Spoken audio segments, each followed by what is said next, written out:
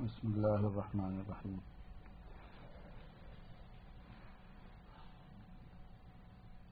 سلام کرنا کن کن مواقع پر منع ہے؟ فرمایا کہ فقہا نے سلام کرنے کے مواضع میں، جگہوں میں جمع بین الضدین کیا ہے۔ جمع بین الضدین دو ایک دوسرے کے بالمقابل چیزوں کو جمع کرنا، اضداد کہتے ہیں۔ ایک چیز کا دوسری چیز سے جو مقابلہ ہوتا ہے وہ ضد والا ہوتا ہے، عدم و ملکہ والا ہوتا ہے، نقیض والا ہوتا ہے، اضافت والا ہوتا ہے۔ باپ کے مقابلے میں بیٹا، بیوی کے مقابلے میں شوہر، شوہر کی بیوی، بیوی کا شوہر، مقابلہ ہی ہے نا، یہ بھی اس کی تقابل تضایف کہتے ہیں۔ عدم و ملکہ جو ہے، ایک چیز ہو سکتی ہو وہ چیز نہ ہو سکے۔ گزشتہ بحث آئی تھی شرنا مجلس میں تقابل عدم و ملکہ کی بہت تفصیل۔ ہماری صفات اور اللہ پاک کی صفات میں تقابل عدم و ملکہ کا ہی ہے، اور ایک تقابل ہوتا ہے ضدوں والا، سردی گرمی، سختی نرمی۔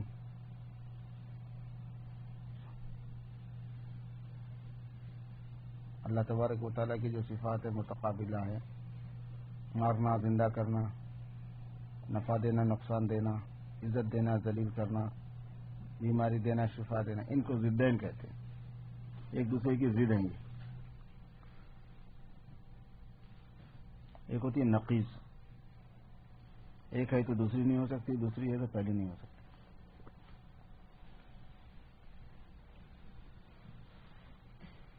بہت ہی دقیق بات ہے، کہہ رہے ہیں کہ بہت باریک بات ہے کہ فقہا نے سلام کرنے کی جن جگہوں کو مقرر کیا ہے۔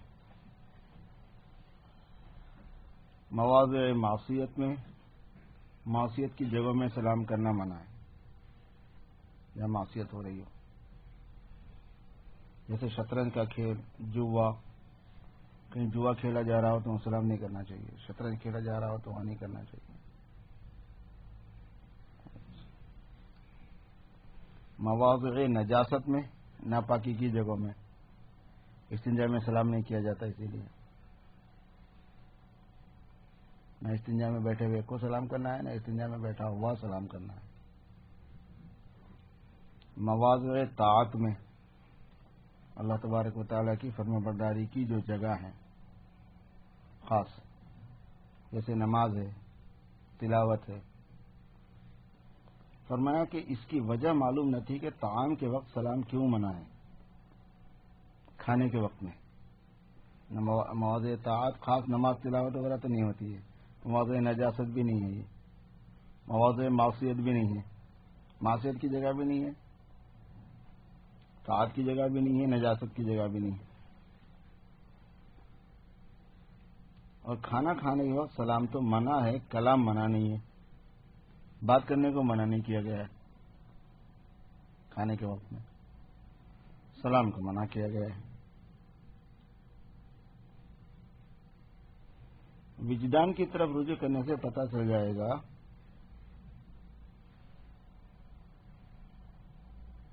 کہ کلام کا جواب تو فوراً ضروری نہیں، جب فرصت ہوگی تو جواب دیا جائے گا، اور سلام کا جواب دینے کا تقاضا جلدی کا ہوتا ہے۔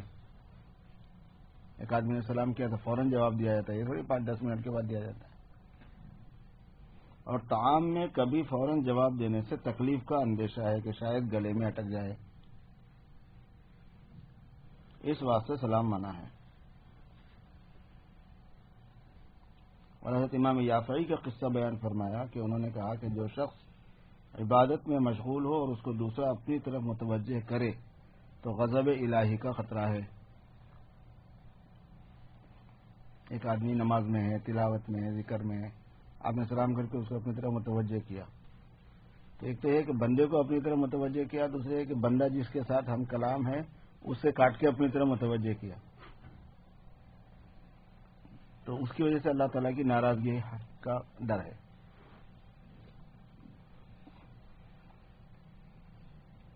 یعنی اسی وقت اللہ تعالیٰ کا خوف اور غضب، اللہ تعالیٰ کا غضب اس کو آ کے پکڑ سکتا ہے.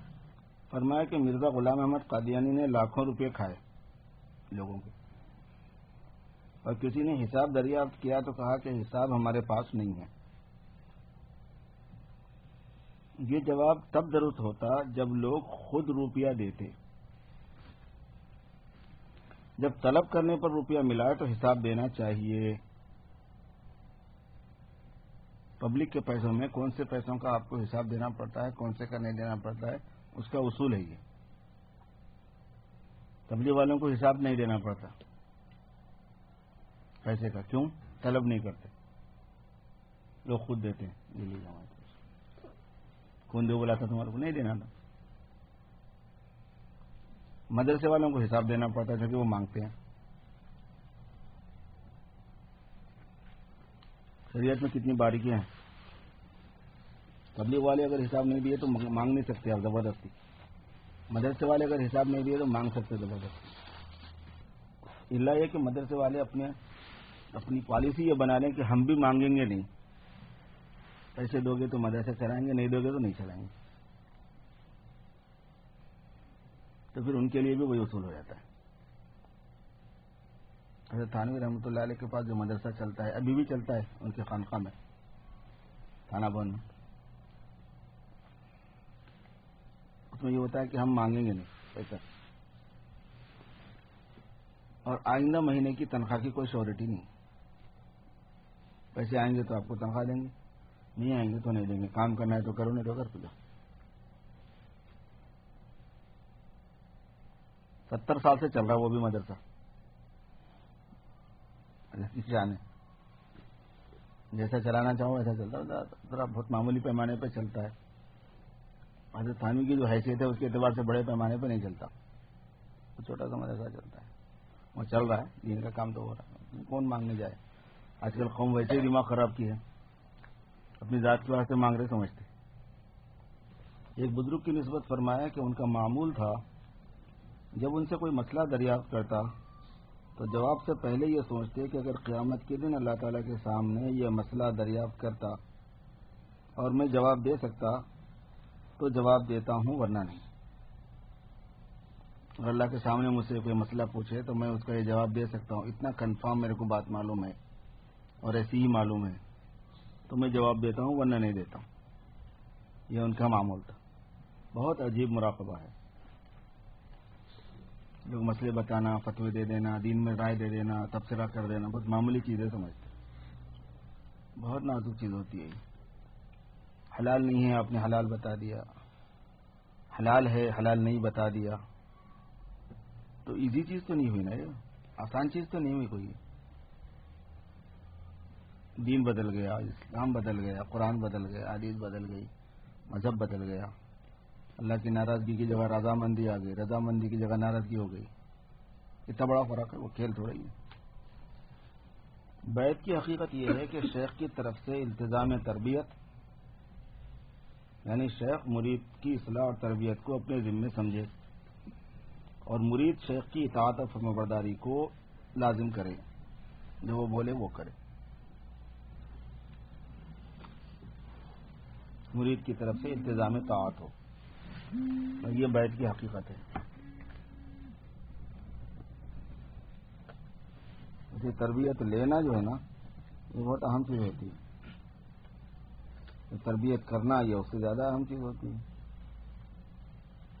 فرمایا کہ لوگ میت کے دفن کرنے کے بعد قبر پر اذان کہتے ہیں، شاید فرشتوں کو ڈراتے ہیں. مطلب یہ ہے کہ ایسا کرنا بے اصل ہے، حدیثوں میں اس کا کوئی ثبوت نہیں ہے. یہ بڑی اہم بات ہوتی ہے کہ مرنے کے بعد کے جو معمولات ہیں، یعنی جو کیا جاتا ہے، وہ بہت ترتیب سے آدمی کو سیکھ لینا چاہیے، جان لینا چاہیے کہ کیا کرنا ہے کیا نہیں کرنا. بہت سی چیز ایک تو یہ کہ روزانہ نہیں مرتے لوگ. جب مرتے ہیں تو کچھ سچویشن ایسی ہوتی ہے کہ کچھ کہا نہیں جاتا اس موقع پر.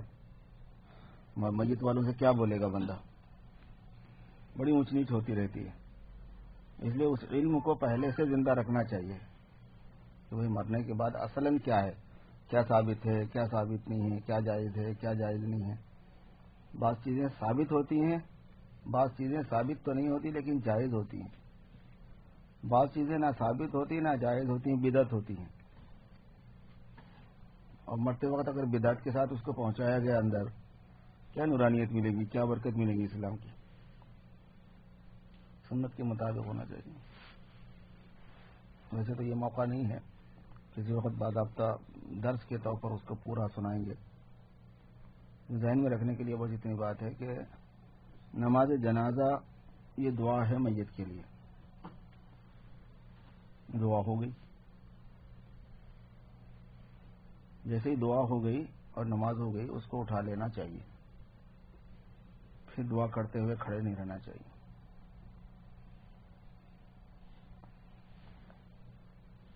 اور پسندیدہ یہ ہے کہ اگر کسی کو دیکھنا ہے تو بھی نماز سے پہلے ہی دکھا دیا جائے، نماز کے بعد نہیں. لیکن اگر ضرورت پڑے نماز کے بعد دکھانے کی تو اجازت ہے. عام طور پر صحابہ کے زمانے میں نہ پہلے دیکھنے کا رواج تھا نہ بعد میں، نماز سے پہلے نہ بعد میں. ایسا کوئی رواج نہیں تھا، لیکن بعض چیزیں رواج نہیں ہونے کے باوجود جائز ہے نہیں وہ دیکھتے. اب کوئی رشتے دار دور سے آ گیا دکھا دو بھائی. اور یہاں تو ایک نیا سسٹم ہوتا ہے، پورا اس کا چہرہ کھول دے پھر لے سے سارے دیکھتے ہیں. اگر دیکھ نہیں ہے تو ذرا پہلے سلام پھیرنے کے بعد میں پھر فاتحہ پڑھنا پھر دعا پڑھنا یہ نہیں ہے. قبر پہ لے جانے کے بعد میں خاص جگہ پہ رکھنا ہوتا ہے. قبر کو قبلے کی طرف سے اتارنا ہوتا ہے. اتارنے والوں کا نیک صالح ہونا چاہیے. اتارنے والے داڑھی منڈے نہ ہوں، فسق و فجور میں مبتلا نہ ہوں. اس کی بھی اپنی نحوست ہوتی ہے، معصیت کا ایک اثر ہوتا ہے. میت کو قبر میں پوری طرح کروٹ کر دینا چاہیے. یہ نہیں کہ خالی چہرہ اس کا پھیر دیا، چہرہ نہیں بلکہ پورے میت کو، یعنی اس کی پیٹھ کی طرف سے اٹھا دینا چاہیے قبلے کی طرف. چہرہ بھی ہو، پیٹھ کی طرف ادھر کوئی چیز نیچے جیسے ڈھیلے وغیرہ رکھتے ہیں نا، اس کو ایسا کر دینا چاہیے. پھر اس کو بند کرنے کے بعد مٹی ڈالیں. بند کرنے کا رواج وہاں ہوتا ہے جہاں پہ لحد نہیں ہوتی. لحد والی قبر مسنون ہے، شق والی قبر مسنون نہیں ہے. شق والی قبر اس کو کہتے ہیں کہ سیدھا گڑھا کھود دیا، اسی میں میت کو رکھ دیا. لحد اس کو کہتے ہیں کہ گڑھا کھودا، اس کے بعد میں اس کی ایک محراب بنائی اندر قبلے کی طرف. یہ سنت ہے. حضور نے فرمایا اللحد لنا وشق لغیرنا. لحد ہمارا طریقہ ہے اور شق کرنا دوسروں کا طریقہ ہے. بڑا قبر کھودتے ہیں، قبر کھود کے نچلی جانب میں قبلے کی طرف محراب بنائی جاتی ہے جس میں میت کو لٹایا جا سکے. پھر میت ہی کی جگہ اس میں پوری قبر کی اتنی نہیں ہوتی وہ، اور اس میں اوپر تک بھی نہیں ہوتی وہ. اندر ایسا گڑھا بنا دیا جاتا ہے، اس میں اس کو رکھ کے پھر ایسا بند کر دیا جاتا ہے. تو اصل قبر کی جگہ کھلی رہتی ہے اوپر سے لے کے نیچے تک. وہ مسنون طریقہ وہ ہے. لیکن وہ ہر جگہ آسان بھی نہیں ہے، مٹی بھی بہت جگہ صحیح نہیں رہتی، بیٹھنے کا ڈر رہتا ہے. اب آسانی کے لیے کرتے یہ ہیں کہ ایک کونے میں لے کے پتھر وغیرہ لگا کے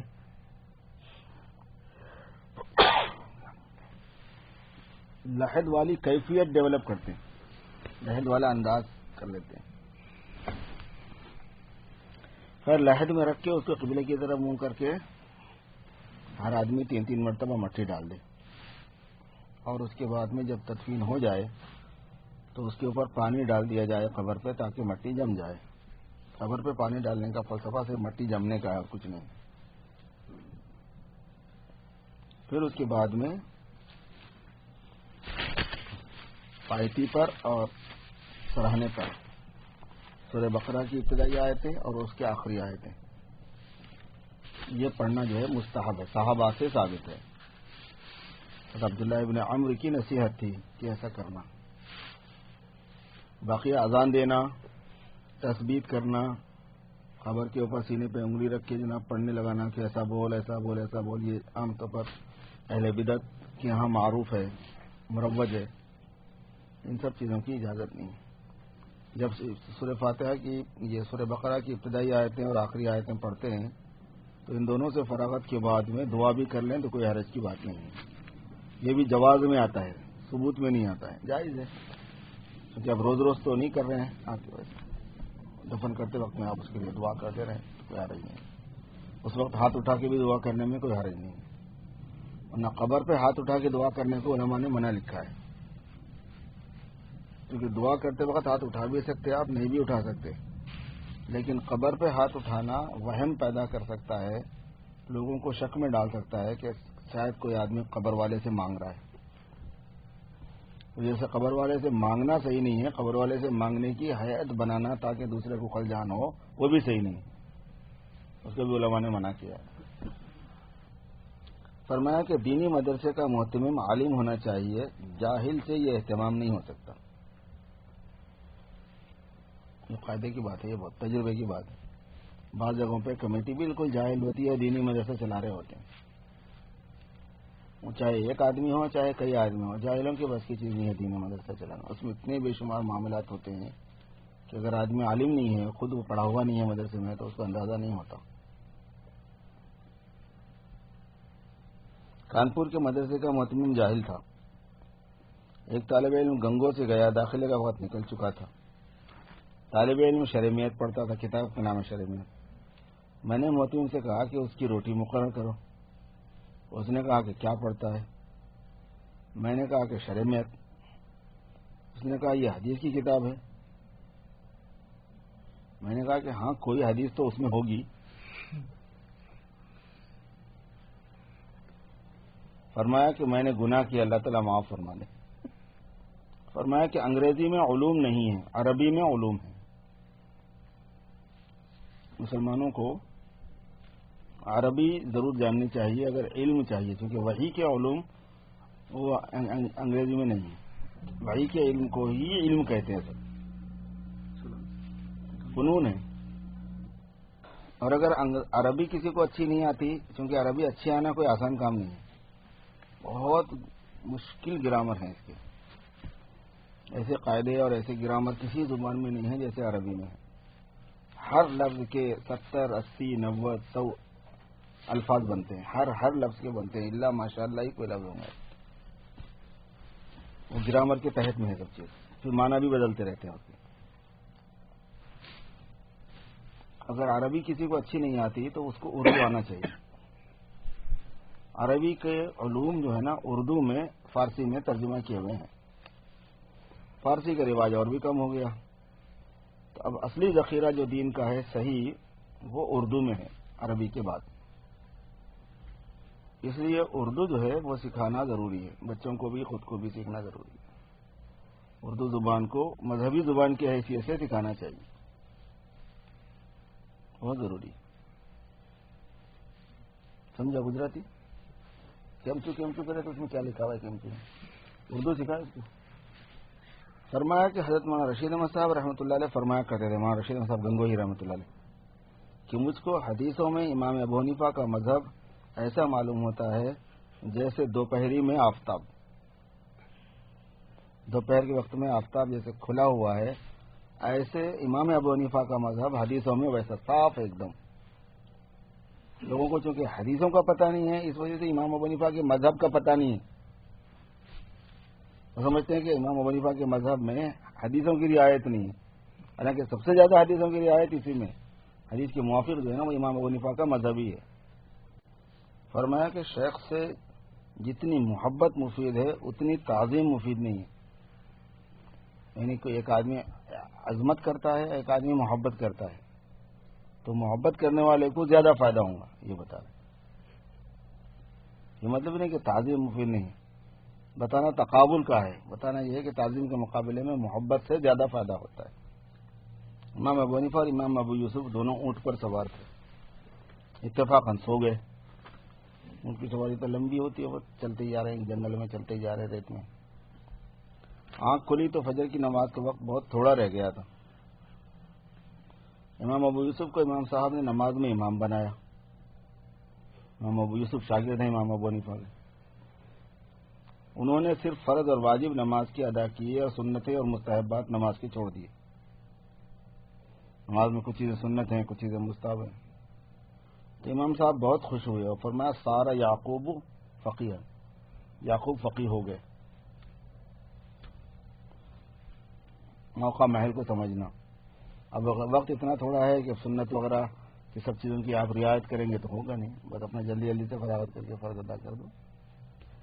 ایسے موقع پر کوئی صورت پڑھ رہا ہے آدمی، اس کو عادی کر لے. یہی نہیں کہ اب شروع ہو گئی تو اس کو ختم ہی ہونا چاہیے. آدھی پہلی رکعت میں پڑھ لے، آدھی دوسری میں پڑھ دے. کیا ضروری ہے کہ وہ ختم نہیں کرے؟ چھوٹی صورت پڑھ لے، تیز تیز پڑھ دے. یہ نہیں کہ ارے میرے ساتھ تو فلاں فلاں سن رہا، پتہ نہیں کیا سمجھے گا. اب پوری اس میں قاف نکال رہے اس کا پورا. ارے جان دو یار، نماز پڑھو، چکر میں پڑے ہو سنانے کے. فرمایا کہ بعض غیر مقلدین کہتے ہیں کہ امام صاحب کو کل 17 حدیثیں پہنچی. میں نے کہا کہ اگر اس سے بھی کم پہنچے تو امام صاحب کا اور بھی کمال ظاہر ہو گیا، کیونکہ جس شخص کا علم حدیث اتنا کم ہو اور پھر جو کچھ اپنی زبان سے فرمائے اور مسائل بیان کرے وہ سب حدیث کے مطابق ہوں تو اس سے تو اس کا مجتہد اعظم ہونا اور ثابت ہو گیا. اور فرمایا کہ یہ قول ابن خلقان کی بے احتیاطی سے ہوا ہے، ورنہ صرف امام محمد کی حدیث کی کتابیں جو وہ امام صاحب سے روایت کرتے ہیں، یعنی امام حنیفہ سے جو روایت کرتے ہیں، انہی کو دیکھو تو اس میں ہزاروں حدیثیں ملیں گی. داڑھی رکھوانے کی ترغیب پر عجیب حکیمانہ واز. فرمایا ڈھاکے میں شہر سے دور شاہی باغ میں نے واز کہا. وہاں سب نواب صاحب کی قوم کے لوگ تھے جو داڑھی منڈائے ہوئے تھے. میں نے کہا صاحبو، یہ تو مجھے امید نہیں کہ تم میرے کہنے سے داڑھی منڈانی چھوڑ دو گے. تو میں کیوں کہوں؟ مگر یہ تو کیا کرو کہ ہر روز سوتے وقت ایک دفعہ یہ خیال کر لیا کرو کہ یہ کام بہت برا ہے، ہم بڑے نالائق ہیں، بڑے خبیث ہیں. اس طرح ہر روز اپنے کو ملامت کر لیا کرو.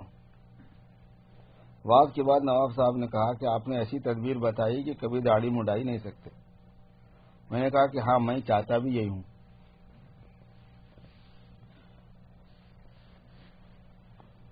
شیخ الحدیث نے لکھا ہے کہ اگر ایک آدمی شرابی ہے، دوسرا داڑھی منڈانے والا ہے، تو یہ داڑھی منڈانے والا زیادہ برا ہے شرابی سے.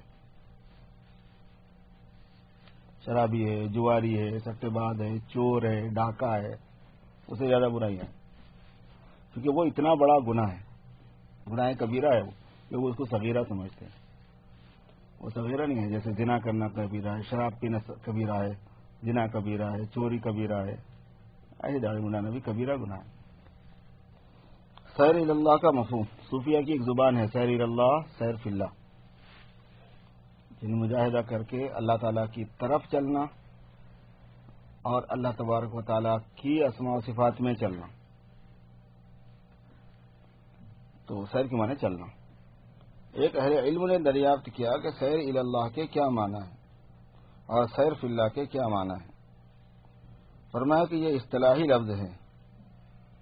سیر اللہ سے مطلب مقامات کو حاصل کرنا جس کا دوسرا عنوان اخلاق کی درستگی، صبر اور توکل، رضا وغیرہ.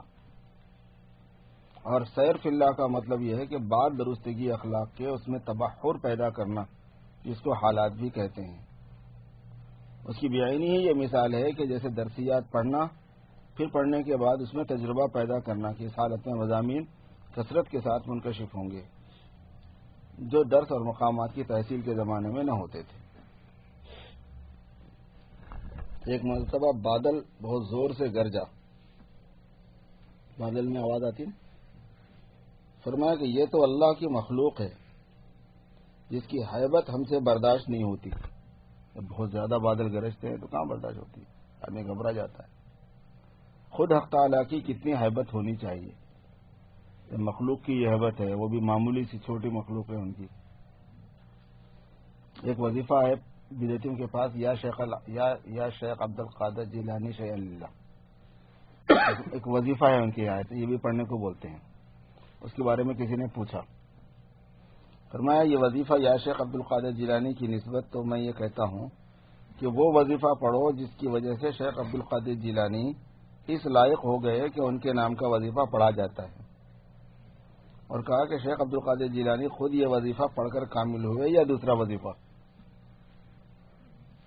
یقیناً اس کو انہوں نے نہیں پڑھا، تو میں آپ کیوں پڑھتے ہیں؟ ہمارے والد صاحب رحمۃ اللہ علیہ سے، چونکہ والد صاحب بھی سلسلے قادریہ کے ہیں اور قادریہ کا مرکز شیخ عبد القادر جیلانی ہے اوپر جا کے، تو پوچھا یا شیخ عبد القادر جیلانی بولنا کیسا ہے؟ فرمایا بیچ میں سے عبد نکال دو، یا قادر پکارو، کون منع کر رہا ہے؟ یہ عبد القادر بولنے کا کہا ہے، یا قادر بولو، کتنا کرتا ہوں، قادر اللہ کا نام۔ حضرت شیخ عبد القادر جیلانی کو یا تو اس کا احساس ہوتا ہوگا جب کوئی لوگ یا شیخ عبد القادر جیلانی کہتے ہیں کہ لوگ مجھ کو پکار رہے ہیں، یا نہیں ہوتا ہے۔ دوسری صورت میں اگر ان کو نہیں ہوتا ہے تو پکارنا لغو اور بیکار ہے، وہ کیوں پکارے جب ان کو احساس نہیں ہو؟ اور پہلی صورت میں ان کو بہت پریشانی ہوگی، ایک ادھر سے پکار رہا ہے، ایک ادھر سے پکار رہا ہے۔ ان کو چاہیے کہ ایسی امداد کرے جیسے ایک شخص ہر دل عزیز لوگوں کو دریا سے پار کرتا تھا، ایک لطیفے کے طور پر بنا رہے بات۔ ایک شخص اس کنارے پر تھا، دوسرا دوسرے کنارے پر، ایک آدمی ادھر کے کنارے پر تھا، اس کو ادھر سے ادھر پہنچانا تھا دریا کے، دوسرا ادھر تھا، اس کو ادھر پہنچانا تھا۔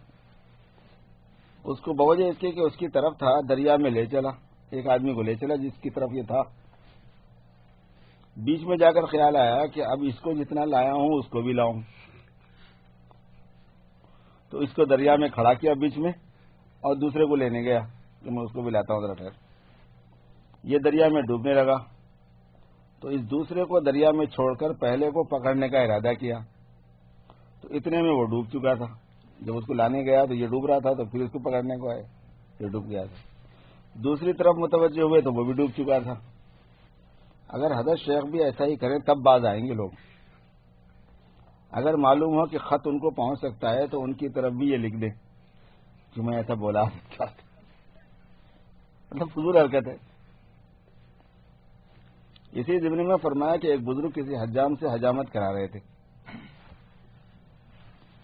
کسی بزرگ کے مزار کی طرف قافلہ جا رہا تھا، لوگ مزار کی طرف جا رہے تھے۔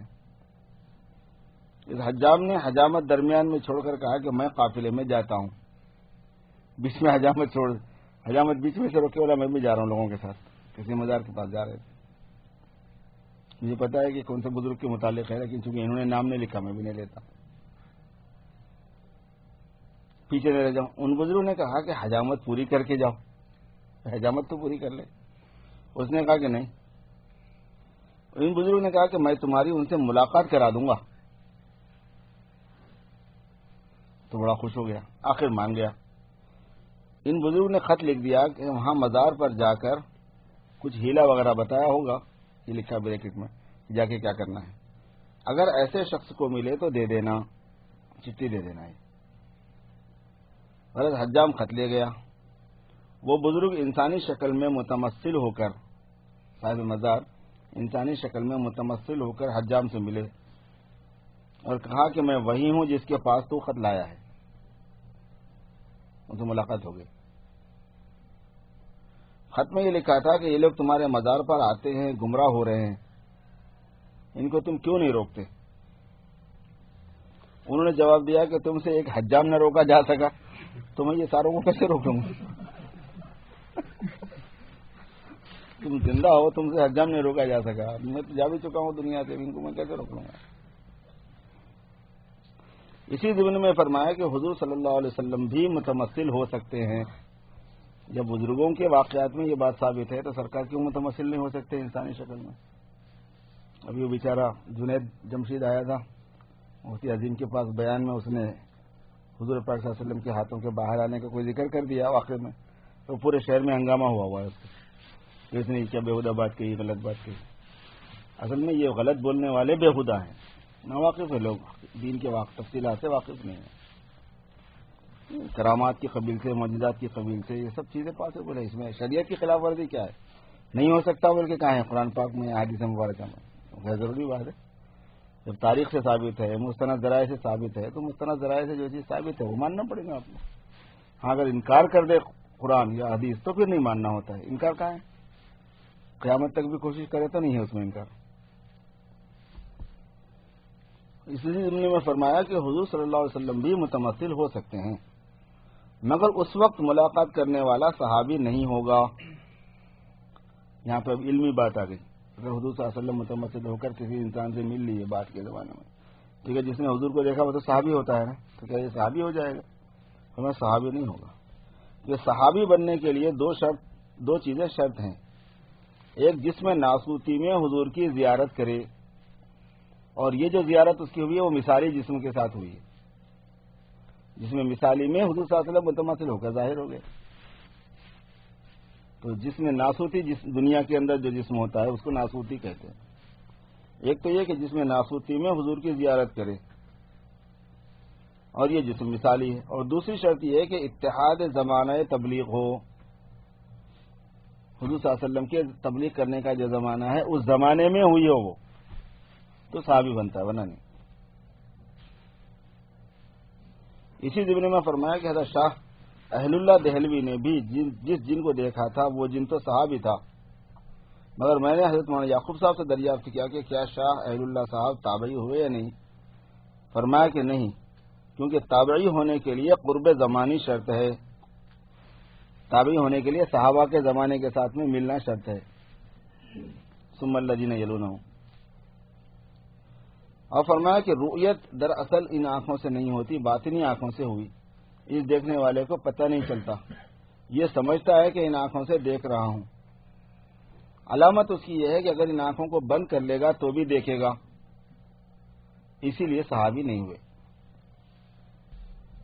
بڑے عجیب ہوتے ہیں ملفوظات حضرت کی، ملفوظات بہت اہتمام سے پڑھنا چاہیے، اور تھانوی کے ملفوظات میں بڑے علوم ہیں، یعنی ان کی مجلس میں جو باتیں آتی تھیں، بیٹھے رہتے تھے، خطوط کا جواب دیتے رہتے تھے، لوگ ویسے ہی بیٹھے رہتے تھے، تو حضرت موقع موقع سے کوئی بات فرماتے رہتے تھے، تو ان کو جمع کر لیتے تھے جو خانقاہ کے خدام تھے، اس کو ملفوظات کہتے ہیں، کوئی مجلس کے طور پر نہیں ہوتے تھے، کسی کام کی باتیں فرماتے ہی رہتے تھے، تو اس وجہ سے وہ پورا کا پورا ذخیرہ جو ہے تقریباً 30-35 جلدوں میں آ گیا، وہ بھی اور بہت علوم ہے اس میں۔ تھانوی کے پاس اتنے علوم ملتے ہیں کسی بزرگ کے پاس نہیں ملتے، مطلب سب بزرگ اللہ والے سبھی ہوتے ہیں، علم والے، لیکن ان کے علوم کی شان الگ ہے، مگر ان کی جو زبان ہے اس سے تھوڑا سا مناسبت پیدا کرنا پڑتا ہے، یعنی اس کو پڑھ پڑھ کے عادی ہونا پڑتا ہے، اور ایک مرتبہ اس کی عادت اگر ہو جائے تو پھر آدمی کو کسی اور کتاب میں مزہ آنا مشکل ہوتا ہے، اتنے علوم ہیں ان کے پاس۔ تھانوی کو جس کو پڑھنے کی عادت ہو اس کی زندگی بہت صحیح ہو، اس کی علم دین اس کا صحیح ہو جاتا ہے، اور عمل دین بھی ظاہر ہے، پھر اس کی توفیق ہوتی ہے بہت سی چیزیں۔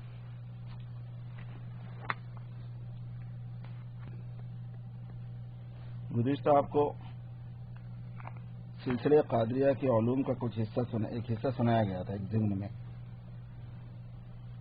عنوان تو اصل میں یہ تھا کہ زیادہ مئی کی عادت نہیں رہنا، میں ایسا کرا، میں ویسا کرا، میں نے یہ سوچا، میں نے یہ کہا، میں ایسا کرتا ہوں، میں ویسا کرتا ہوں، میری یہ خصوصیت ہے۔ لیکن یہ میں آتا کہاں سے ہے؟ تو اس کے ضمن میں امہات الصفات اللہ پاک کے جو ہے اللہ تعالیٰ کی وہ صفات بنیادی جن کو تمام صفات کی اصل قرار دیا جاتا ہے، اس کا نام امہات الصفات ہے۔ حیات، علم، ارادہ، قدرت، سماعت، بصارت، کلام، یہ سنائے گئے تھے۔ اس کے مقابلے میں جو صفات ہیں وہ مخلوق کی صفات ہیں، اصل میں مخلوق میں بھی ہیں، آپ بھی ہیں، سارے انسان ہیں، ساری مخلوق ہیں۔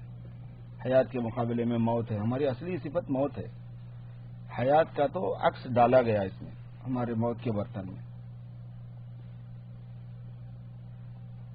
ہماری اصلی صفت جہالت ہے، علم تو اللہ کے پاس ہے، وہ ڈالا گیا ہمارے پاس، اسی لیے وہ امانت ہے ہمارے پاس۔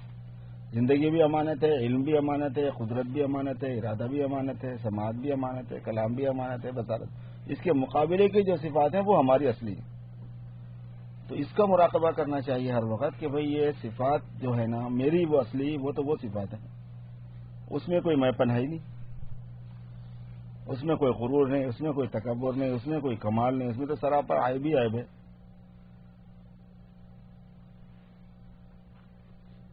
اپنے بڑے پن کا علاج ہے اس میں، اور حقیقت کی حقیقت ہے، یعنی کوئی فرضی بات نہیں ہے بلکہ حقیقی بات ہے، یہ حقیقت ہی ایسی ہے، یہ صوفیہ کی بنائی ہوئی بات نہیں ہوتی۔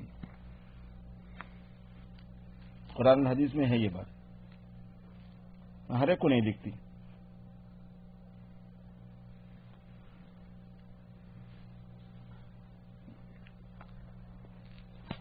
بہت مرکزی سبق ہے یہ امہات و صفات کا مراقبہ. دھیان رکھنا، میری حیثیت تو میت ہونے کی ہے، میری حقیقت تو میت ہے، میری حقیقت تو جہالت ہے، میں تو جاہل ہوں، پیدائشی جاہل ہوں، ہمیشہ جاہل ہی رہوں گا، مرے تک بھی جاہل ہی رہوں گا. وہ تو میری ذاتی ہے، وہ ذاتی کا ہوں. علم تو عارض ہے میرے ساتھ، ایک دوسرے کا علم مجھ پر جو ہے نا پرتو ڈال رہا ہے، اپنا اثر ڈال رہا ہے، ورنہ میں کبھی عالم ہو ہی نہیں سکتا. میں عاجز ہوں، میں مضطر ہوں، میں اندھا بہرا ہوں،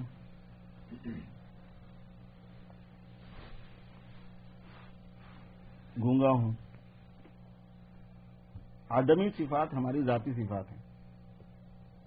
وجودی صفات کمالات الہیہ میں سے ہیں جو امانتاً مخلوق کو دیے جاتے ہیں اور مخلوق کے پاس رکھے جاتے ہیں. اور امانت میں جو مالک ہوتا ہے امانت والی چیز کا، اس کی مرضی کا اعتبار ہوتا ہے، اپنی مرضی کا اعتبار نہیں ہوتا. اس لیے بندہ اس میں تصرف کا مجاز نہیں ہے اپنی مرضی سے. جو چاہے دیکھو، جو چاہے سنو، جو چاہے بولو، جیسے چاہے کرو، بندہ مختار نہیں، جیسے چاہے رہو. جب بندہ مختار نہیں ہے اپنی مرضی کا، کیونکہ اس کی نہیں ہوتی اس چیز، تو پھر اس امانت کے استعمال کرنے کے لیے شریعت بھیجی گئی اور اسی بعد جزا سزا مرتب کی گئی. اس لیے شریعت جزوی چیز نہیں ہوتی کہ کچھ چیزوں کا حکم دیا گیا، باقی میں آپ کو آزاد چھوڑ دیا گیا. شریعت پوری کلی چیز ہے، 100% آپ کو کور کرتی. کوئی ایک ایکشن، کوئی حرکت اور سکون آپ کا شریعت سے باہر ہے. آپ کو اجازت ہے کہ اس میں شریعت نے کچھ نہیں کہا، آپ سے ایسا نہیں بول سکتے. ہر چیز کے ساتھ صحیح ہے، غلط ہے، صحیح ہے، غلط ہے، لگا ہوا ہے. صحیح ہے تو صحیح ہے، غلط ہے تو غلط ہے. آج ایک دوسرا سبق تھوڑا سا ذکر کرتے ہیں آپ سے. یہ علوم قادریہ کی خصوصیت یہ ہے کہ اس میں دماغ کو الگ الجھائے رکھے نا تو دماغ جو ہے اللہ تعالیٰ کی طرف متوجہ رہتا ہے اس سے، کیونکہ اللہ سے ریلیٹڈ ہو کے ہی بات رہتی ہو. اور کسی آدمی کا دماغ اگر اللہ تعالیٰ کی طرف متوجہ رہا تو اس کو خواطر پر کنٹرول ہو جاتا ہے. خواطر کہتے ہیں قلب پر آنے والے کلام کو اور خطاب کو. خواطر جو ہیں، صوفیہ نے یہ لکھا ہے کہ جو حدیث نفس ہے، جو آدمی اپنے جی سے باتیں کرتا ہے، وہ بات جب آتی ہے تو کرتا ہے نا، نہیں تو کہاں سے کرتا ہے. اپنے میں باتیں کرنے کا بعض لوگوں کو اتنی عادت ہوتی ہے کہ وہ منہ سے بولنے بھی لگتے ہیں اس بات کو. یہاں بہت بیماری ہے کہ آپ اکیلے باتیں کر رہے ہیں، آپ کسی کو دیکھیں گے تو باتیں کر رہے ہیں، طرف خانے میں بیٹھے ہوئے باتیں کر رہے ہیں، ادھر بیٹھے ہوئے باتیں کر رہے ہیں. جیسے آدمی کے لگا ہوا ہو بلوٹوتھ تو باتیں کرتا رہتا ہے، نہیں لگا ہوا تو بھی کرتا رہتا ہے.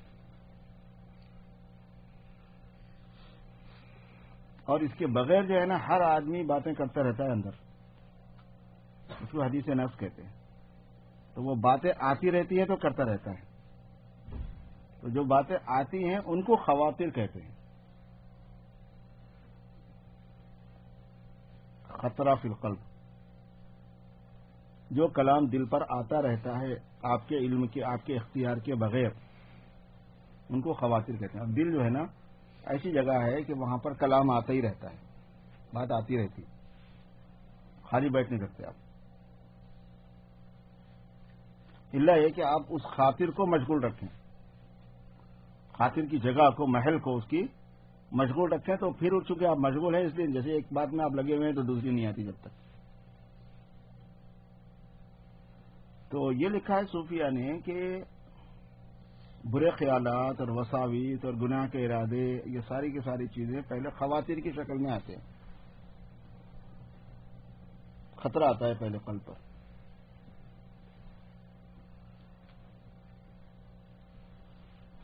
پھر وہ خطرہ ذکر میں بدلتا ہے، وہ ذکر فکر میں بدلتا ہے، وہ فکر ارادے میں بدلتی ہے، ارادہ عمل میں بدلتا ہے. اچھا، اس میں مدارج ہے.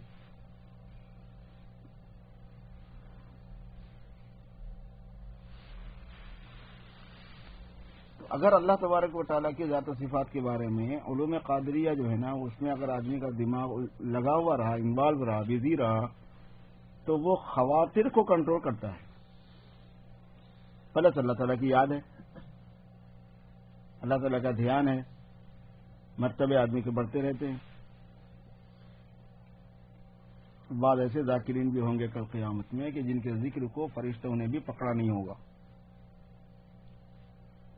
یہ مطلب ہے امام روم کے شعر کا کہ میاں نے عاشق و معشوق رمزیست کرامن کاتبی را ہم خبر نیست. محبوب اور محب کے درمیان میں کچھ ایسے اشارے اور رمز ہوتے ہیں کہ کرامن کاتبین کو بھی اندازہ نہیں ہوتا.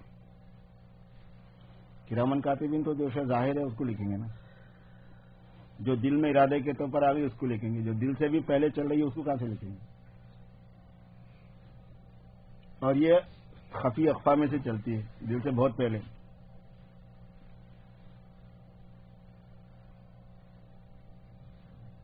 اس ذکر سے جو ثواب ملتا ہے اس میں جو مراتب میں ترقی ہوتی ہے اس کا اندازہ نہیں کر سکتے کوئی. بہت ترقی ہوتی ہے. دھیان آدمی کا اللہ پاک کی طرف لگا ہوا ہے، مخلوق سے ہٹا ہوا ہے. جب مخلوق کی طرف جاتا ہے اس کی حقیقت اس کی آنکھوں کے سامنے آ جاتی ہے. اس کی تو یہ حقیقت ہے. مخلوق معدوم ہے. جتنے آثار خارجی مخلوق کے نظر آ رہے ہیں یہ سب وجود کے دریا میں ببولے ہیں. ببلس ہوتے ہیں نا، پانی میں ببلس جیسے آتے ہیں. دریائے وجود میں یہ ببلس ہیں جو مخلوق کی شکل میں نظر آتے ہیں. یہ آثار خارجی ہر مخلوق کے جتنے آثار نظر آتے ہیں. مخلوق تو معدوم ہے.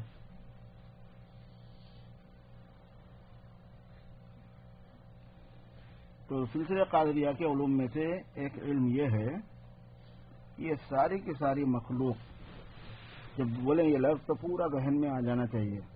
آسمان بھی، زمین بھی، عرش و کرسی بھی، فرشتے بھی، جنت و جہنم بھی، اور جناب انسان سارے، جنات سارے، حیوانات سارے، سمندر کی مخلوق، خشکی کی مخلوق، آگ، پانی، مٹی، ہوا اور ان سے مرکب ہونے ہوئی سب چیزیں، سارے مکانات، ساری دکانات، ساری چیزیں، ساری گاڑیاں، ساری ٹرینیں، سارے پلین، سارے کپڑے، سارے ہیرے، سارے موتی، سارے جواہرات، سارا سونا، سارا چاندی، سارا پیتل، سارا پیٹرول، سب مخلوق.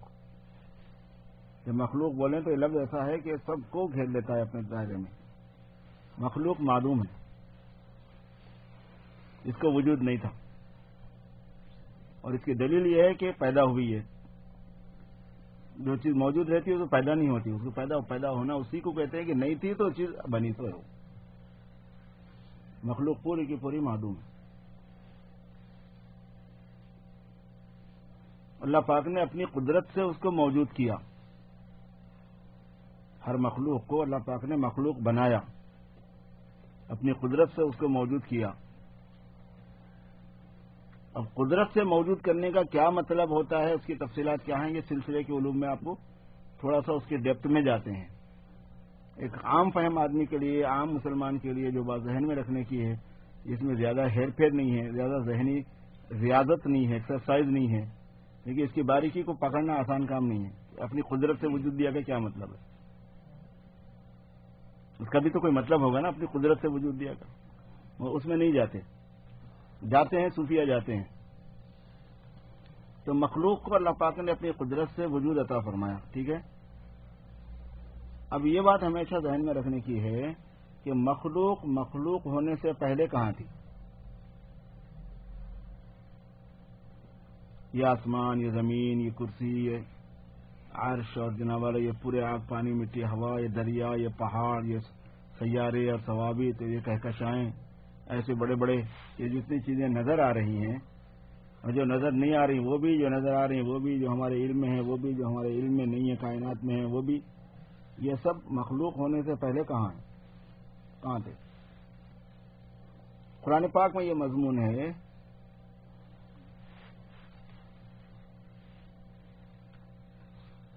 کہ مخلوق ہونے سے پہلے اللہ پاک کے علم مبارک میں معلوم ہے. مخلوق ہونے سے پہلے معلوم ہے. کس کی معلوم ہے؟ اللہ کی معلوم ہے. یہ کیسے ہے؟ اس لیے کہ علم اللہ کی صفت ہے، اور صفت جب سے ہے جب سے ذات ہے، اور ایسا کبھی نہیں ہو سکتا کہ صفت بعد میں ہوئی، ذات پہلے بغیر صفت کی رہی. تو کوئی زمانہ اللہ تعالیٰ پر ایسا گزرا جس میں اللہ تعالیٰ جاہل تھے، نعوذ باللہ، ایسا تو سوچ نہیں سکتے.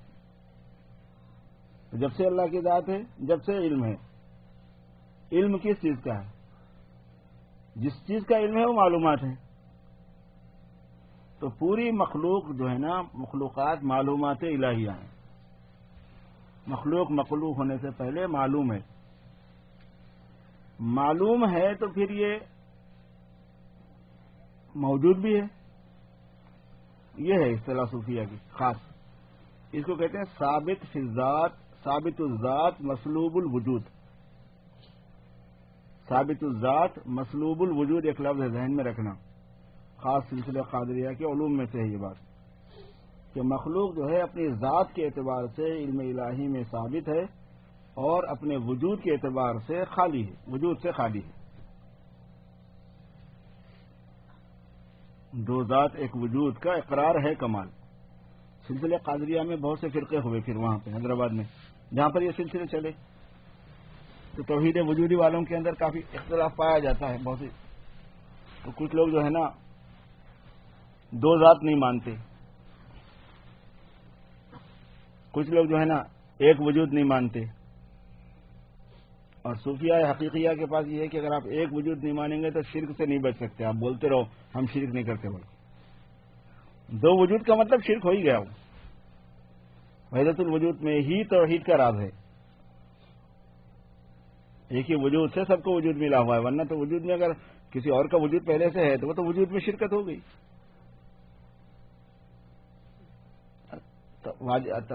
توحید وجودی والے یہی کہتے ہیں کہ حقیقت توحید بغیر توحید وجودی کے حاصل نہیں ہوتی. بولنے کی باتیں. تو پھر یہ ساری کی ساری مخلوق ہونے سے پہلے کہاں تھی؟ بولے مخلوق ہونے سے پہلے معلوم ہے. اور معلوم کا حال یہ ہوتا ہے کہ معلوم کو اگر خارجی وجود دے دیا جائے تو وہ معلوم ختم ہوتا کیوں؟ آپ کے علم میں ایک چیز ہے کتاب بنانے کی، آپ نے ایک کتاب بنا دی، تو اب آپ کے علم میں وہ کتاب نہیں رہتی کیا؟ معلوم اپنے صفت کے اندر پہلے سے جیسا تھا ویسے ہی ہے. اور ہمارے سمجھنے کے لیے ہمارے معلوم کے اندر اللہ پاک کے معلوم میں بہت بڑا فرق ہے. ہم اپنے معلوم کو جب باہر لاتے ہیں تو دوسری چیز سے باہر لاتے ہیں.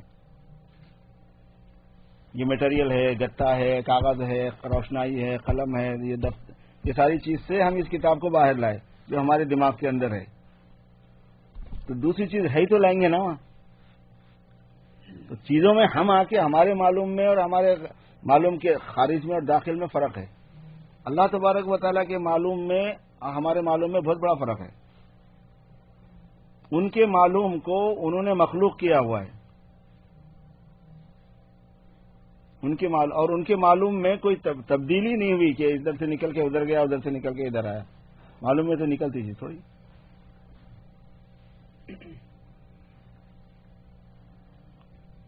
اللہ تبارک و تعالیٰ نے اپنے معلوم پر جو نور کی تجلی فرمائی تو وہ مخلوق ہو گئی. اور وہ معلوم اپنی جگہ پر ہی ہے، الآن کما کان، جیسے تھی ویسے ہی ہے، اس میں کوئی تبدیلی نہیں ہوتی. اسی لیے اس کا کوئی ماضی وہاں پہ نہیں ہے، اس کا کوئی مستقبل وہاں پہ نہیں ہے، سب حال ہی حال ہے. اللہ کے پاس ماضی نہیں، اللہ کے پاس مستقبل نہیں. اللہ پاک ماضی بھی، اللہ پاک مستقبل بھی، ان کا ماضی بھی حال، ان کا مستقبل بھی حال، ان کا حال تو حال، پریزنٹ ہی پریزنٹ ہے وہاں پہ. اس لیے مخلوق کی بدایت بھی ان کو معلوم ہے، نہایت بھی معلوم ہے. اس کا ہونا، اس کا پیدا ہونا، اس کا بڑا ہونا، اس کے یہ عمل کرنا، اس کا جنت میں جانا، جہنم میں جانا، یہ سب پہلے سے طے ہے. جو جہنمی ہے وہ جہنم میں ہیں، ان کے پاس ہے سب. جو جنتی ہیں وہ جنت میں ہے، ان کے پاس نماز کی توجہ ہے. تو جو اللہ پاک کے علم میں ہے اس کو کہتے ہیں وہ ہے. ثبوت علمی ہے. اللہ کے علم میں مخلوق ہونے سے پہلے کیا حیثیت رکھتی ہے؟ اپنا علمی ثبوت رکھتی ہے. علم کے اعتبار سے اس کی ذات، اس کی حقیقت موجود ہے اللہ پاک کے علم مبارک میں، اور امتیاز کے ساتھ ہے. جو شاہد ہے وہ عارف نہیں، جو عارف ہے وہ فہد نہیں، جو فہد ہے وہ عمران نہیں، جو عمران ہے وہ نوال نہیں. الگ الگ امتیازات کے ساتھ ہے وہ چیز. ورنہ پھر علم میں گڑمڑ ہو جائے گا. علم ایسا تھوڑی رہتا مشتبہ. علم تو بالکل واضح رہتا ہے. بالکل میں اب عمران کو جانتے ہیں بولے تو عمران جیسا ہے ویسا جانیں گے نا شروع سے آخر تک. اس کو مکس تھوڑی کر دیں گے، تھوڑا شاہد کے ساتھ، تھوڑا حارث کے ساتھ. تو ساری معلومات میں سے ہر معلوم میں جتنی ڈیٹیلز ہیں وہ ساری ہمارے اندر لاکھوں کروڑوں معلومات ہیں خود ہمارے اندر. ہمارے بالوں کی تفصیلات، ہماری ہڈیوں کی تفصیلات، ہمارے خون کی تفصیلات، ہمارے جراثیم کی تفصیلات، دماغ کی، دل کی، وغیرہ وغیرہ کی بے شمار تفصیلات ہیں. وہ سب معلومات جتنے بھی اللہ پاک کے ہیں مشخص ہو کے ہیں، متعین ہو کر ہیں. تو ہماری جو ذوات ہیں، ذات کی جمع ذوات، ہماری جو ذوات ہیں وہ اللہ تبارک و تعالیٰ کے علم مبارک میں ثابت ہیں. ساری مخلوق ہونے سے پہلے معلوم الہی ہے. تو اس واسطے کہ خلق کا بیان کرنے کے بعد فرمایا وَهُوَ بِكُلِّ شَيْءٍ عَلِيمٌ، وہ ہر شے کو جانتے ہیں. وہ بتا دیا انہوں نے کہ خلق سے پہلے علم میں ہے مرتبہ. تو ہماری ذات ثابت ہے لیکن وجود ہمارے پاس نہیں تھا. ثابت الذات مسلوب الوجود یہ بولتے ہیں اس کے لیے. وجود سے سلب کیا گیا، وجود کی نفی پائی کی جاتی ہے اور ذات سے ثابت ہے.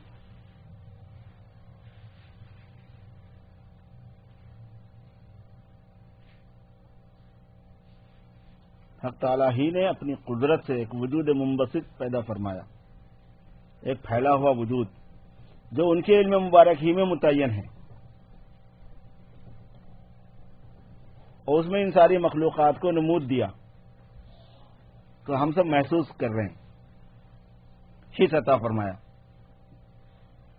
خارج کوئی بھی نہیں ہے، باہر کہیں بھی نہیں گیا، کوئی بھی باہر نہیں گیا. اسی لیے وہی قیوم ہے، اپنی معلومات کے وہی قیوم ہے، مخلوقات کے وہی قیوم ہیں. جو ان کی معلومات ہیں ان معلومات کو مخلوقیت میں لانے کے وہی قیوم ہے. یعنی جب تک ان کا ارادہ ہے انہیں قائم ہے، جب ارادہ ختم ہو گیا تو انہیں ختم ہو جاتا. اللہ لا الہ الا هو الحی القیوم. لفظ قیوم میں یہ سب ہے لیکن ہر ایک کو تو نہیں پکڑ میں آتا. وہ قیوم ہے، وہی حی ہیں، وہی قیوم ہے. جو معلومات ہیں ان سے ارادہ متعلق فرماتے ہیں، ان پر اپنے صفات کا اثر ڈالتے ہیں. حضرت مجدد الفسانی رحمۃ اللہ علیہ، شیخ احمد سرہندی، یہ بڑے کبار اولیاء اللہ میں سے ہیں، اولیاء اللہ کے بڑے اولیاء اللہ میں سے ہیں. صاحب کشف شہودی والے. یعنی کشف تو مراد یہ واقعات جو کشف ہو جاتے وہ مراد نہیں ہے یہاں پہ، کیونکہ وہ واقعات کا کشف ہونا تو پاگلوں کے ساتھ میں بھی ہوتا ہے. بزرگوں کے ساتھ جب یہ لفظ بولا جاتا ہے تو کشف الہی مراد ہوتا ہے.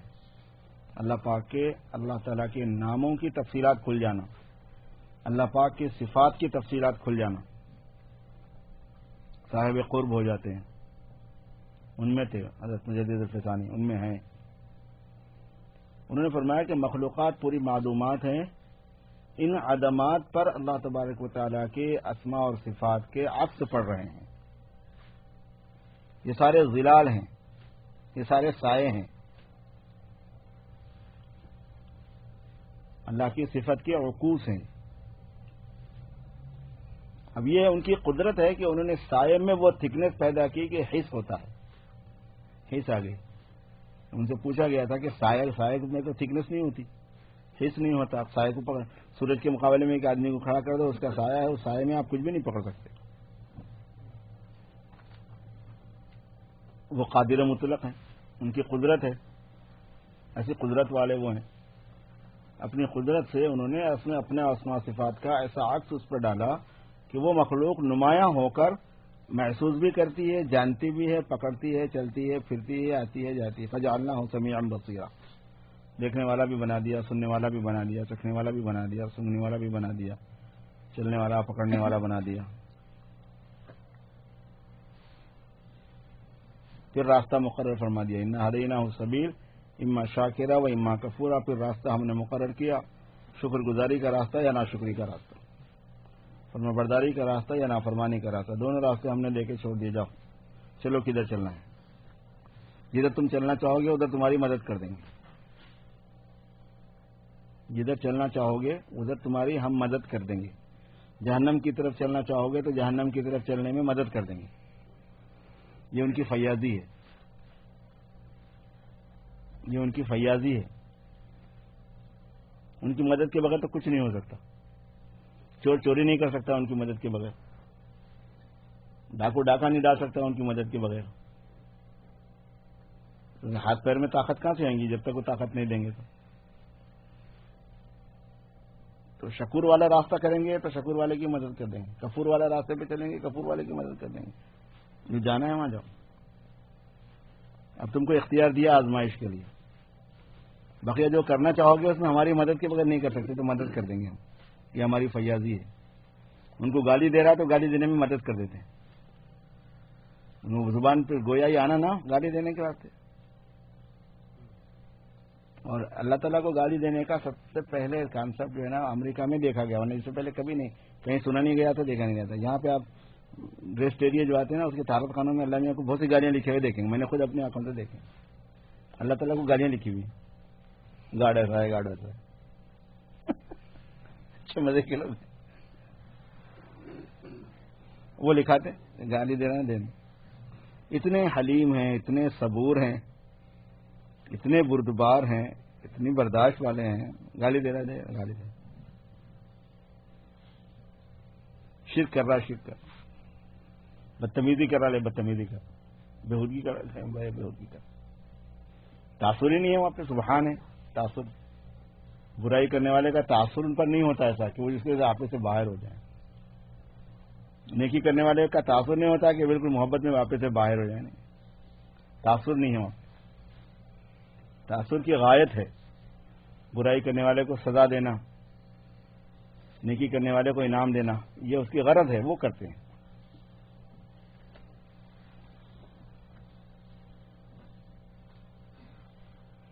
تو مخلوقات کیا ہیں؟ ثابت الذات ہیں، مسلوب الوجود.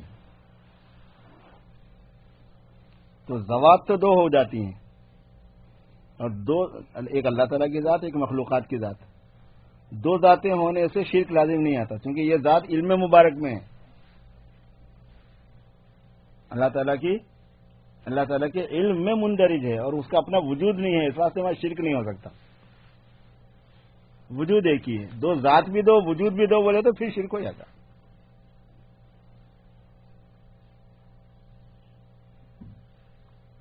اس لیے ہمارے دکنی زبان میں جو بزرگ گزرے ہیں دکن کے، انہوں نے تصوف کی جو تعلیمات ذکر کی ہیں اس میں اپنی زبان میں انہوں نے بہت سی باتیں کہی ہیں. اس میں ایک بات انہوں نے، ایک شعر ہے ایک بزرگ کا، 4 شرکاں 4 سرکاں ہیں تجھے،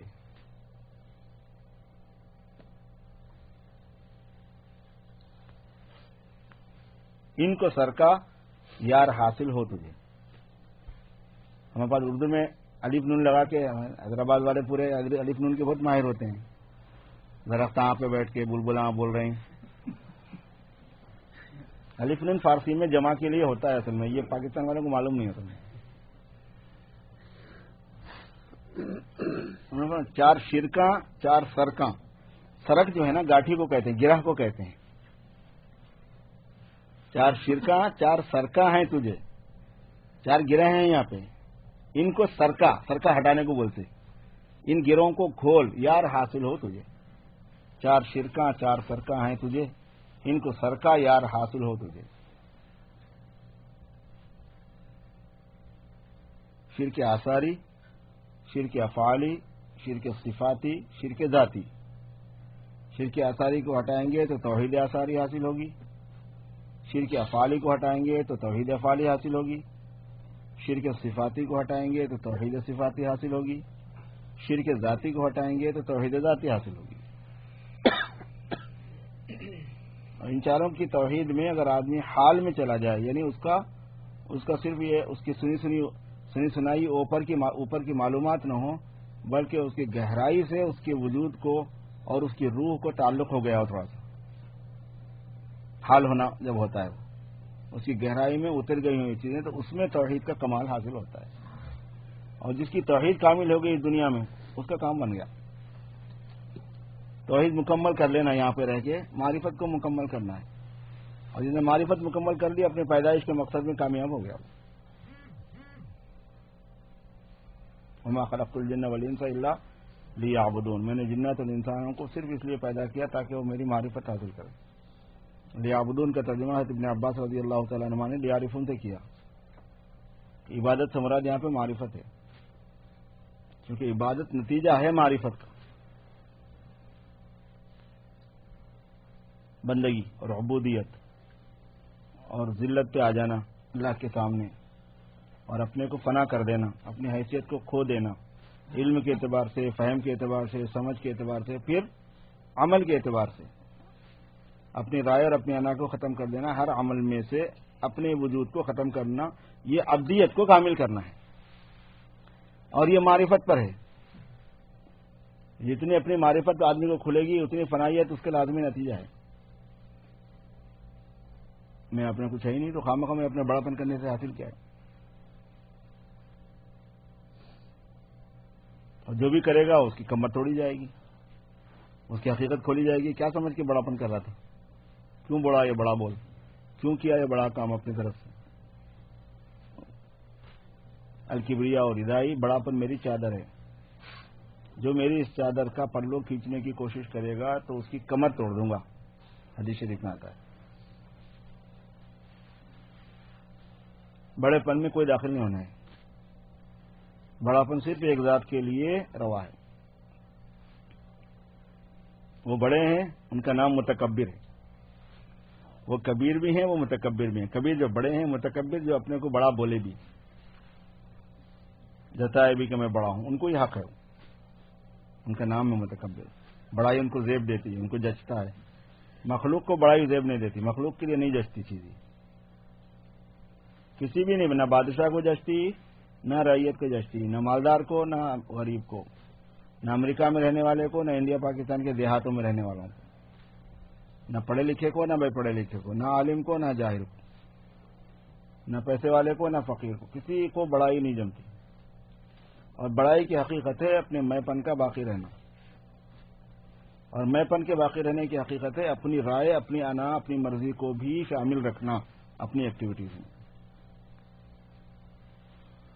اپنے ہر حرکت میں، ہر سکون میں. اپنی انا اور اپنی مرضی شامل ہے تو ابھی توحید کی حقیقت ملی نہیں، اس کو پہچان ہوئی نہیں توحید کی. ورنہ تو بیچارہ مٹ جاتا، تک فنا ہو جاتا. اور فنا ہونے سے مراد اپنا مرڈر کر لینا نہیں ہے، خودکشی کر لینا نہیں ہے. فنا ہونے سے مراد اپنے ارادے کو فنا کر دینا، اپنی رائے کو فنا کر دینا، اپنی مرضی کو فنا کر دینا. فنائے ارادے کا نام صوفیہ کے پاس فنا ہے. وہ فنا ارادے کو ہی فنا سے تعبیر کرتے ہیں، اس کے ارادے کا لفظ نہیں لگاتے. اور اگر اپنے کو ختم کر لیے تو وہ بھی فنا نہیں ہے. آپ کون ہوتے ختم کر لینے والے؟ اس کا مطلب یہ کہ آپ اس کو اپنا ہی سمجھ رہے تھے. تو تم اپنا کیا حساب سے سمجھ رہے تھے تمہاری جسم کو؟ دوسرے کا ہے. تو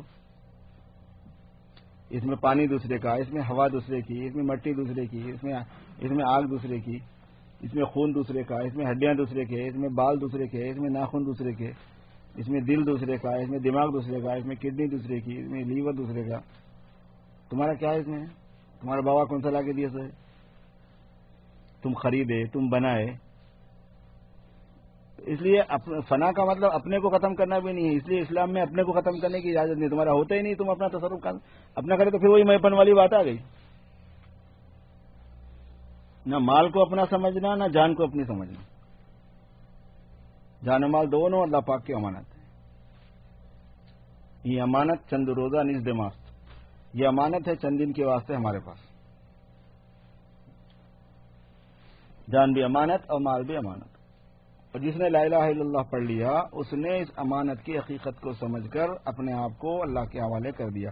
ان اللہ اشتری من المؤمنین انفسهم واموالهم، ایمان والوں سے اللہ نے ان کی جانوں کو مالوں کو لے لیا ہے. یعنی چونکہ انہوں نے اس حقیقت کو تسلیم کر لیا لہذا یہ کنٹریکٹ بن گیا. تسلیم نہیں کرنے والے سے نمٹا جائے گا الگ انداز میں، تسلیم کر لینے والے سے نمٹا جائے گا الگ انداز میں. اپنے جان و مال کو اللہ کے حوالے کر دینا. تو پھر یہ جو علم ہے اس علم کے مطابق عمل پر اپنے کو لانے کے لیے، اپنے فناء ارادے کے لیے، فناء نفس کے لیے جو محنت اور مجاہدہ کرنا پڑتا ہے، یہ جو پروسیس ہے یہ بہت پتا مارو ہوتا ہے، اتنا ایزی نہیں ہوتا. جتنا لمبا ٹائم نکلتا ہے، جتنی بری عادتیں ہو جاتی ہیں، جتنے برے ماحول میں آدمی ہوتا ہے، جتنی بری فہم ہوتی ہے، جتنا نفسانی علم دخل دے رہا ہوتا ہے، اتنی زیادہ مشکلات اس میں ہوتی ہیں. علم نفسی کو ختم کر کے علم نبوی کو لینا، عادتوں کو ختم کر کے اعمال کو صحیح کو لینا. اب عادت ختم ہوتی ہے، ایک مرتبہ تمباکو کی عادت ہوگی تو ختم ہونے کا نام نہیں لیتی. عادت تو ایسی چیز ہے، چائے کی عادت ہوگی تو وہ نہیں چھوٹتی، تمباکو کی عادت ہوگی تو وہ نہیں چھوٹتی، کھیل کی عادت ہوگی تو وہ نہیں چھوٹتی. کچھ بھی بولو بڑا ڈنڈے پھراتے رہتا. مووی دیکھنے کی عادت ہوگی تو وہ نہیں چھوٹتی، کلپاں دیکھنے کی عادت ہوگی یوٹیوب پہ جا کے وہ نہیں چھوٹتی، اس میں جس ٹائم کی دیکھنے کی عادت ہوگی وہ نہیں چھوٹتی، کسی کو کشتیاں دیکھنے کی عادت ہوگی وہ نہیں چھوٹتی، کسی کو ہنسی مذاق مسخرے پن کو دیکھنے کی عادت ہوگی وہ نہیں چھوٹتی. عادتیں بڑی عجیب چیز ہے. عادت کو بدلنا بڑی ہمت چاہیے ہوتی ہے اور ایک دم اپنے کو ذبح کر دینا پڑتا ہے. اس عمل ذبح کا نام مجاہدہ ہے. اس ذبح کرنے کے عمل کا نام مجاہدہ ہے. اس علم سے یہ نتیجہ ہے، سلسلہ قادریہ کے اس علم کا یہ نتیجہ لازم ملزوم رہتا ہے. علم اپنے عمل کے ساتھ ہے، عقیدہ اپنے عمل کے ساتھ ہے. تمام عقیدے عمل سے مربوط ہیں. اسلام میں عقیدے مفروضہ نہیں ہے، کوئی فرضی ہے، وہمی ہے، بے بنیاد ہے. کوئی عقیدہ بے بنیاد نہیں ہوتا. یہ اسلام کی خصوصیت ہے کہ عقیدے کو ثابت کرنے کے لیے سب سے زیادہ طاقتور دلیل چاہیے. عقیدوں کے سبق میں آپ نے سنا ہوگا جب عقیدۃ الطحاوی کا سبق ہو رہا تھا کہ مسائل جن حدیثوں سے جن آیتوں سے نکالے جاتے ہیں، عقیدے نہیں نکالے جاتے ہیں. عقیدوں کے واسطے اس سے زیادہ طاقتور دلیل چاہیے ہوتی ہے. عام حدیثوں سے عقیدہ ثابت نہیں ہوتا، خاص عقیدوں سے حدیثوں سے ثابت ہوتا ہے. عام حدیثوں سے مراد اخبار احاد ہیں، جو اب چونکہ وہ اصطلاحی زبان نہیں بول رہا ہوں، سمجھنے میں پریشانی ہوتی ہے. نصوص قطعی ان کو بولتے ہیں، ان سے عقیدے ثابت ہوتے ہیں. بالکل کنفرم پکی بات ہونا پڑتا. وہم اور فرض کر لیے اور سنا ہوا ہے اور ایسا سوچ لیے، جیسے ہمارے یہاں ہندوستان میں ہے کہ بھائی رام جنم بھومی یہ ہے، جو بابری مسجد شہید کی نا، ان سے پوچھے کہ بھائی یہ کہاں سے ہے؟ کہ بھائی ہمارا عقیدہ ہے. بھائی عقیدے کا کوئی ثبوت؟ تو بولے ہمارے پاس عقیدے کا کوئی ثبوت نہیں ہوا کرتا. خود ان کا بیان ہے کہ ہمارے پاس عقیدے کا کوئی ثبوت نہیں ہوا کرتا. ہم عقیدے بولتے ہیں جو چیز چلی آ رہی پیچھے سے. ان میں آپس میں ایک دوسرے کو لڑتے رہتے ہیں. ایک ہندو نے بیان میں کہا کہ بھئی کیا وہاں پہ زکی خانہ تھا، پہلے نرسنگ ہوم تھا جہاں پہ رام پیدا ہوا تھا؟ اس کو ثابت کرو کہ وہ نرسنگ ہوم تھا، نہیں تو کہاں سے پیدا ہوا؟ پھر وہ ایک تماشا رہتا ہے. ان کے بعد عقیدوں میں کوئی ثبوت نہیں چاہیے، کوئی دلیل نہیں چاہیے. عیسیٰ علیہ السلام مصلوب ہو گئے، سولی پہ چڑھ گئے، کیا ثبوت ہے بھائی اس کا؟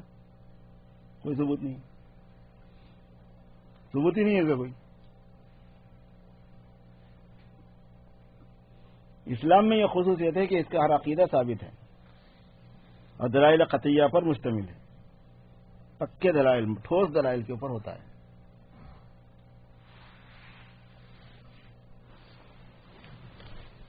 اللہ پاک علم و عمل سے سرفراز فرمائے، علم و پختگی نصیب فرمائے، معرفت عطا فرمائے.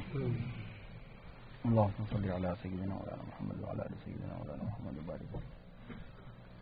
ربنا ظلمنا انفسنا وان لم تغفر لنا وترحمنا لنكونن من الخاسرين. رب اغفر وارحم وتجاوز عما تعلم انك انت العزيز الاكرم.